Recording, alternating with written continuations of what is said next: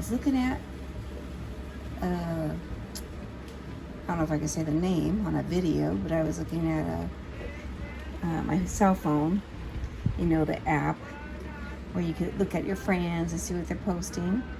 And I saw this recipe come across with, I don't know if it was Betty Crocker or Duncan Hines. And they said to make your cake mix, and they did a lemon cake, and then they made lemon pudding. And so you put your cake mix, and then after you put your cake mix and you make it and you pour it into the pan, you put your pudding. You mix your pudding, and then when it thickens up just a little bit, it only takes like what, 5 minutes for it to thicken, and then you spread it on top, and then you just bake it like a normal cake. Well, I decided to do a butter flavored cake mix, and I did chocolate pudding.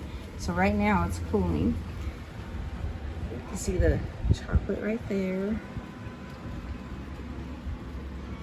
We'll see how it comes out. I don't have whipped cream or ice cream to put on top of it.